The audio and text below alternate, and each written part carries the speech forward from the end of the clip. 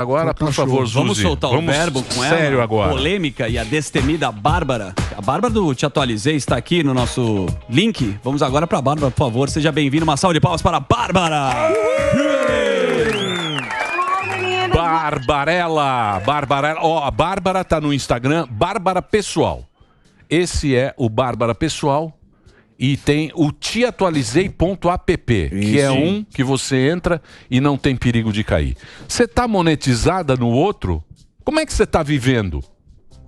Tô vivendo, dá até medo de falar isso aí, porque aí o STF vai lá e fala: ah, você tá vivendo disso, então nós vamos cortar. Mas quando eles desmonetizaram o meu canal em 2021, e até, na verdade, eu fiquei sabendo, tem um mês, o que foi que eu fiz? Eu abri esse app, muita gente na época falou assim: abre seu Pix. Assim, eu não julgo quem faz não, entendeu? Mas eu não me senti confortável. E o que eu gosto de fazer é produzir conteúdo, eu realmente gosto de fazer isso. Então, eu criei esse app, onde lá tem muito conteúdo exclusivo, que foi um meio de troca. Então, eu tô te dando um produto e você tá pagando por ele. Inclusive, lá eu tô com uma série sobre as Revoluções Vermelhas. Pra quem acha a história chatérrima, vai lá que você vai mudar de ideia. É legal, revoltante e deixa a gente morrendo de medo. Então é Bárbara App, mas como é que vai lá nas lojas de Google? É teatualizei.app. Aí quem quiser assinar, R$10 por mês, você me ajuda a continuar criando esse tipo de conteúdo. Até quando a democracia permitir. Então é teatualizei.app. Aí vai lá e tem que pagar um turu. É isso, 10 né? conto. 10 conto. Assim, o plano é, depois que a democracia voltar ao normal, se é que pode se falar isso, liberar os conteúdos gratuitamente. Mas foi um jeito que eu achei nesse momento, desde 2021, né, com o meu canal desmonetizado, de estar continuando. Porque eu imagino que na época a intenção era um sufocamento financeiro. Aí foi a forma que a gente encontrou, democrática, justa. E tá dando certo, tem uma galera lá, eu falo que é uma família que tá lá, e quem quiser entrar pra família, entra lá no www.teatualizei.app. Tem muito conteúdo legal lá e exclusivo. Bacana. Então a gente tá passando aí pra nossa audiência também, se quiser. Bárbara tinha muito... Maravilhoso de qualidade. O que é? Merchan maravilhoso e de qualidade, agradeço. Merece. Não é. É um serviço que a gente tá passando aqui para os ouvintes. Quem tá fazendo um trabalho também é o Kim, muito legal. O trabalho do Kim, ele tá fazendo uma enciclopédia. Um atlas. É um atlas das notícias que saíram. É muito interessante também. Mês a mês. É muito legal. Mês a mês você... trabalhão. E de certa forma independente, né? Exatamente. A Bárbara, isso que é legal. Que é os caras independentes que apareceram aí. E mudou meio a história do Brasil, né? Sim. A Bárbara. Deu voz. O Constantino. Essa galera se ferrou, né? Sim. Porque saiu agora a notícia lá do Léo Lins. Parece que isso não aconteceu. É que a gente esquece. Passa Você pegar lá o Gengiva. Sim. O Gengiva não encontra a família do cara. Sim. Ele não encontra a família do cara, o Gengiva. Ele não pode ver a filha. Sim, foi bloqueada as contas. Um monte de gente... Tem grana congelada. Sua grana foi congelada também? Conta? A bancária não, foi congelada a monetização do meu canal. Então eu não posso receber nada pelo conteúdo que eu produzo. Ah, entendi. Aqui também. Aqui tá igual. Aqui também Só tá. o Alba aqui, graças a Deus. Só o Alba que foi lá. Pelo menos roupa nova. Um pouquinho de sorte a gente tem que ter. Ô Bárbara, eu ia perguntar exatamente isso. Você foi lá falar da PL, das fake news, tudo isso. E o Google, ele chegou a falar, olha, sua internet vai piorar, só que essas questões ainda continuam. Você chegou a procurar o Google chegou a procurar você por conta dessa sacanagem que está sendo feita só para alguns seguidores. Você chegou a ter algum sucesso nesse andamento de voltar à sua monetização ou não? Não, na verdade, igual eu falei, eu fui ter acesso ao conteúdo do porquê eu fui desmonetizada mês passado. Olha pra você ver, eu fui desmonetizada por uma decisão do TSE em 2021, em agosto de 2021, e eu só fui ter acesso ao que aconteceu, a decisão, aos autos, na verdade, no mês passado. Gente, e é inacreditável. Se eu tivesse com o meu canal disponível, eu colocaria para todo mundo ver, porque as provas que eles apresentam por exemplo, assim, eu chamando o pessoal para ir numa manifestação da PEC 35. sendo que estava tendo uma discussão no Congresso sobre a PEC 35. Então, não pode, é antidemocrático. Eu dando um retweet na CNN, numa matéria da CNN, que estava confirmando aquela questão da invasão hacker. Aí eu coloquei em cima, assim, o problema é que mensagem não tem tom de voz, né? Mas eu coloquei assim em cima, mas Barroso, você me prometeu. Isso tá como prova do meu crime antidemocrático, que eu atentei contra a democracia. Quando eu vi, eu até conversei com o meu advogado, eu falei, não é possível que é isso. Ele é isso. Falei, tempos muito democráticos, né? Mas antes tarde do que muito tarde para eu ter acesso a esse inquérito do TSE, que ele deu 90 dias para a PF poder concluir, está terminando agora o prazo da PF, mas ele jogou para o Alexandre falando, o que você quiser fazer, você pode fazer, tá? Ele ainda deu essa opção, deu o plano A e o plano B. Então, te falar o que vai acontecer, não sei, porque as plataformas, elas não podem nos comunicar. Porque, igual o Glenn Greenwald, ele mostrou uma decisão que o Rumble recebeu quando derrubaram os canais, porque eu não recebi essa decisão, ninguém recebeu, mas o Glenn mostrou essa decisão que foi para o Rumble, que dizia exatamente assim, você vai derrubar esses canais aqui. E se você falar para alguém do que se trata, você será penalizado. Então, eles não podem falar, porque senão eles serão multados. É coisa normal da democracia de hoje em dia. E se você questionar, na verdade, você não pode questionar. Então, mas você não acha que eles vão ter que arrumar um jeito de organizar o galinheiro? Eu acho que eles estão organizando o galinheiro. Então, mas... não, mas eu digo o seguinte, por exemplo, que ali nos Estados Unidos teve foi a Suprema Corte que decidiu no Twitter, né? Deu uma espécie de isenção, né? Uma isenção acho que pro Twitter. Então, foi o Twitter. Mas a Europa, eles têm um controle rígido. Europa, a Austrália, acho que Nova Zelândia, Canadá, eles têm um controle, meio que estatal de rede social. Alguns países, né? Tem sim, e eles querem trazer para cá.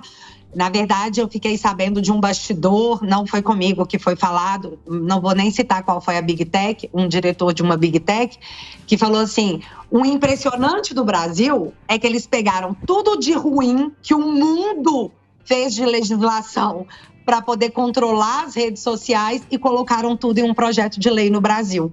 Não é uma questão só de controle, é uma questão de extermínio. As redes sociais são um problema. Hoje é que dia? Dia 1º já? Hoje é dia 1º. Hoje é 2. Hoje é dia 2? Eu até anotei aqui que o Lula acabou de falar que se trata de uma guerra contra o bem e o mal nas redes sociais. Eles já se colocaram como bem, as outras pessoas são mal. Mas isso há 30 anos, né? É trouxa quem acredita, ô Bárbara. Isso aí não tem mais. Esse discurso é de 30 anos, 30, 40 anos, que tem o bem contra o mal. Isso é uma conversa antiga. Mas ele não está falando isso para mim, nem para você, nem para um eleitor médio ou de centrão. Ele está falando isso para a militância dele, para poder justificar todas as medidas autoritárias que o governo for criar, contando que a militância vai fazer a defesa dessa medida autoritária, porque se trata da defesa do bem contra o mal. Exatamente. É como quando você coloca assim, todos os eleitores do Bolsonaro são Hitler. Então, do momento que ele vai lá e promove um expurgo, peraí, você está expurgando o Hitler da terra. Então, vale. É um bem maior. Vai te defender. Então, o que ele está fazendo não é falar para o eleitor médio ou o eleitor minimamente interessado. Ele está falando para a plateia dele. Sim, mas a verdade sempre aparece. É que nem a gente estava falando agora aqui A verdade sempre aparece, uma hora ou outra ela aparece, que nem a gente estava falando aqui do agro. O PIB do agro lá. Foi questionável. Que salvou o Brasil, que está salvando o Brasil já há muitos anos. E é colocado como fascista, que é ruim, que é malvado, que faz mal. É que nós somos também fascistas, né? De uma certa antidemocráticos. Nós também fazemos parte dessa turma. Inclusive, eu vou pedir um break agora, um break fascista. Esse corte vai bombar. A galera vai cortar isso. A galera vai cortar o que vai cortar. Vai lá, vamos fazer o break rapidinho, por favor. Muito Agora bem. posso entrar nessa questão da verdade? Gordão aí? fascista. A verdade. Eu vou perguntar pra Bárbara, porque o Emílio falou a verdade vai aparecer. Mas a gente agora, recentemente, Madurão teve aqui, o Lula falou sobre as narrativas, que ele tem que aprender a narrativa. O Boric, né, que é de esquerda, falou contra as falas do Lula. E aí o que aconteceu? Ele falou assim, que jornal que esse cara tá lendo? Pô, todo mundo tá vendo. Você acha que o quê? O Lula, ele tá pouco se importando com a verdade e ele tá querendo mostrar que é o que ele quer e acabou? Ei, Morgado, eu realmente acho que ele está pouco se importando. Na verdade, ele está num governo de vingança. Eu acho que eu já até comentei isso aqui no Pânico, que eu esqueci o nome do filósofo aí de esquerda, que falou que conversou com Lula, isso durante a campanha. E ele falou assim, Leonardo Boff. O Boff, exatamente, o Boff. E aí ele falou, ele vai ter um discurso democrático e tal, mas na essência ele vai ser radical porque é a última chance de fazer uma revolução. E é o que ele está fazendo. Você acha que o Lula está se importando com quem está achando ruim? Ele está pegando indo para a Europa. Falar assim, olha como eu sou importante, eu estou na Europa, gente.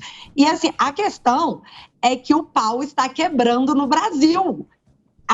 O que ele está vendendo lá para fora... E olha... Eu já tenho até que tomar cuidado de fazer essa colocação, porque ele não se vende mais como um líder. Hoje mesmo, ou no final da noite de ontem, eu vi hoje de manhã, os representantes dos Estados Unidos praticamente falando assim, meu Deus, nós tivemos 2 presidentes do Uruguai e do Chile dentro do Brasil para perguntar se o Lula tá pichuluco com o que ele tá falando. Então, assim... Não está pegando bem para o Brasil os pronunciamentos do Lula, o que para mim não muda o fato de que ele não se importa. Exato. Porque ele está tentando fazer uma revolução. E como ele está aí numa idade mais avançada, muito provavelmente ele não vai conseguir ter questão física mesmo, porque eu acho que ele não vai se colocar no papel de ser um Biden, de cair em pé. Então eu acho que ele não vai vir para uma reeleição. Essa é a última oportunidade dele. O que ele conseguir entubar, ele conseguiu. E quem achar ruim, que se veja com o STF. E tá entubando, né? Bárbara, Calango. Exatamente. Calango, você é de Belo Horizonte. Você precisa ir pro norte, aí você pega BH e vai pro norte lá. Vai passar ali e começa a subir. Quando você chegar lá que é a região dos Calangos, Sertão, você vai ver que o Calango, ele desaparece, aí você fala... Cadê o Calango? Aí vem o Calango.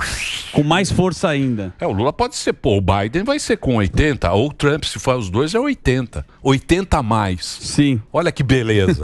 A juventude na política. Juventude na liderança do mundo ocidental. Segue o jovem. Haja Mastervox. Oxigenária, que fala Elon Musk. Isso. Qual é o problema da rede social, da internet, que é uma coisa que não pertence à geração deles. Eu vou falar até que eu tô no meio do bonde, porque a minha adolescência, até praticamente a minha vida adulta, não tinha internet. Então, assim, hoje a minha filha é muito mais ligada na internet do que eu sou. Então, assim, são pessoas que não têm vivência de internet, não sabem como funcionam, que querem dizer para as pessoas como a internet deve ou não funcionar. Mas isso tem um diagnóstico simples e claro. A esquerda, ela domina hoje o judiciário, ela domina a narrativa na mídia, porque ela tem a grande mídia, mas ela toma um pau lavado na internet. Ela não consegue. O próprio Haddad disse isso semana passada, que isso é um problema. Ele disse, a gente não consegue se comportar na internet. E aí, de repente, do nada, eles miram um canhão para a internet? Ah, tá. E é do nada, é só para proteger as criancinhas? Pelo amor de Deus. Não, de novo, nós não compramos esse discurso. Mas ele não está falando pra gente, é pra plateia poder sair em defesa. E você fala tanto de internet que o Lula realmente não sabe como usar, porque ele mesmo deu um discurso falando que jamais poderia indicar alguém, né, pro STF. Você vê que a gente consegue, o print é eterno e a indicação agora a gente já sabe que ele mudou de novo. E eu queria a sua opinião sobre isso. Nossa, Daniel, a minha questão sobre o Zanin, ela vai muito além desse mínimo momento do Lula falar que, ele é meu amigo. O Zanin, a gente tem que deixar as coisas claras aqui, porque as pessoas esquecem. Se alguém reviver a época que começou a Lava Jato, as coisas ficariam um pouco mais claras. O Zanin, ele é genro do Roberto Teixeira. Roberto Teixeira. O Roberto Teixeira é um dos fundadores do PT. O Roberto Teixeira, o sogro do Zanin, ele é padrinho de um dos filhos do Lula. O Roberto Teixeira já teve problema nos anos 90 com o imóvel que ele cedeu para o Lula. Tem matéria da Folha sobre isso, se vocês revisitarem aí o Google, vocês vão achar. O Roberto Teixeira, em 2018, se tornou réu pela Lava Jato. E aí eles só conseguiram desfazer o bloqueio de bens do Roberto Teixeira agora em março de 2003. Então não é só uma questão de, ele é meu amigo, é um vínculo muito mais profundo. Aí o Zanin ontem chegou e falou assim, eu não sou petista. Agora, Bárbara... Mas é uma atribuição do presidente. Mas ele pode indicar quem ele quiser. Ele pode indicar. Vai indicar o Roberto Teixeira. Agora, eu queria perguntar pra Bárbara... Não adianta também ficar... É o Zanin? Ele escolheu o Zanin? Pronto. É a regra do jogo. A regra do jogo é essa. É uma regra ruim. A gente pode discutir, pode falar, tem gente que concorda, tem gente que discorda. Isso já acontecia antes. É a atribuição dele, tá? Mas o Cássio Nunes e o André Mendonça... E é bom advogado, que hein? são indicados do Bolsonaro, estão no STF, receberam bem o Zanin. Você se decepcionou ou você já estava esperando isso? E o Senado, eu acredito que ele vai passar fácil, até porque 50% do Senado tem alguma coisa lá com o STF. Então, eu queria a sua opinião sobre esses dois ministros e o Senado. Boa pergunta. Eu fiquei decepcionada, Sami. Eu vou te falar uma coisa. Depois de tudo que aconteceu, eu já espero qualquer coisa. Nada mais me choca. Me revolta. Mas falar que eu fiquei chocada, não fiquei chocada. Só que eu penso no porquê dessas reações. E, pelo amor de Deus, aqui eu não estou justificando ninguém, tá? De novo, para mim a reação de todo mundo... Eleitora média, eu que sou, foi horrível. Não era o que a gente esperava de vocês. Porque se o próprio Senado, que é o lugar que isso poderia ser freado, as pessoas estão, que lindo! O que eu posso fazer? O que vocês podem fazer? Ninguém vai poder fazer nada. E se você reclamar, você vai parar num inquérito, você vai prestar depoimento na Polícia Federal, igualzinho o Deltan Dallagnol vai prestar hoje. Por quê? Porque ele discordou de uma decisão de um ministro do TSE. Esse é o nível que a coisa chegou. Então, não é nenhuma questão de, eu não posso reclamar. É que mesmo, não posso. Mas o ponto que eu tenho, ele é mais interessante, na minha perspectiva. Porque, assim, o Zanin não era a indicação que a galera queria. Ele é a indicação do Lula. Sim. Sabe lá, por motivos de amizade. Aliás, ele deixou bem claro, né? Não é só porque ele me defendeu na Lava Jato. Ou seja, é sim. Mas, quais seriam as outras opções? Segundo a mídia, o ministro Alexandre de Moraes queria o Salomão. Grande amigo meu, por sinal. Foi o que desmonetizou o meu canal. Essa era a indicação que o Alexandre de Moraes queria. Existe todo um outro lobby em cima de um outro nome. Agora vocês vão identificar. Quando vocês veem todo mundo falando assim, por que não tem um negro no STF? Aí vem aquele... Joaquim Barbosa. Barbosa. Falando, nossa, se não colocar um negro no STF vai ser muito decepcionante. Aí vem a militância da mídia falando assim... Mulher. Não vai ter um negro no STF. Gente, quem seria essa pessoa negra a ir para o STF?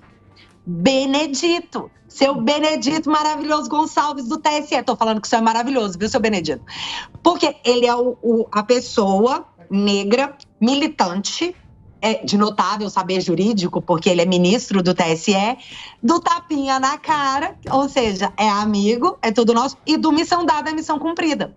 Ele é o candidato da outra ala. Então a gente já tem aí Salomão, nós temos aí o Benedito e o Zanin. Do momento que eu ouço uma ala falar assim, o Zanin é menos pior do que os outros dois, eu fico, nossa, uma escolha muito difícil entre as opções. Então, eu acho que andou meio por essas manifestações, que as outras duas opções seriam ministro Salomão ou ministro Benedito. O que não me agrada em nada, porque tem outra pessoa no páreo. E essa pessoa é seu Pacheco. Pacheco, precisamos falar uma coisa para o senhor, tem que deixar uma coisa bem clara. Ou o senhor vai para a segunda vaga, e isso vai ser definido ainda em 2023, porque a indicação vai ser no segundo semestre da segunda vaga. Ou o senhor vai ficar de fora do STF e totalmente queimado com seu eleitor mineiro, que é conservador. O senhor foi eleito para tirar a Dilma. E do momento que... Eu espero que o senhor tenha consciência sobre isso, que o senhor não teve um amigo para te contar isso, eu estou contando isso para o senhor. O senhor foi eleito para tirar a Dilma. Eu, Bárbara, votei no senhor. Só para tirar. Tá vendo a cagada que você fez? Depois a gente fala. É melhor ter colocado a Dilma. Depois o Pelé fala que Pelé falou isso em 69. Que o brasileiro não sabe votar. Aí você votou, caiu no conto. Ninguém sabe votar, entende? O brasileiro ainda não sabe votar, entende? Os caras caíram no pau. O Edson sabia. O Edson sabia. Fala, pode complementar, o Bárbara. Desculpa te interromper. Dilma nunca seria presidente do Senado. Então, assim, Minas deve desculpas ao Brasil. Mas eu espero que ele saiba que o eleitorado dele, conservador, não vota mais nele. Então, ou ele vai para o STF, ou ele não vai ter uma recondução de cargo. O que ele vai fazer com essa informação? Não sei. Mas essas são as nossas opções para a próxima vaga que vai se abrir. Se o Zanin for passar agora, e vai, porque os nossos senadores estão apoiando isso, e de novo, eu não posso reclamar, as próximas vagas nós teremos Benedito, Salomão e Rodrigo Pacheco. E aí, o que nós teremos? Nós teremos um judiciário muito amigo. Então, mas o problema também é política muito judicializada, né? Isso também que tinha que acabar. Isso tem que ficar lá na Suprema Corte para olhar a Constituição, cada um no seu quadrado, mas virou isso aí, virou esse negócio, e é um período que tomara que volte a ser como era, né? O político legisla, os caras vão lá, olha a Constituição, porque senão fica essa confusão, né?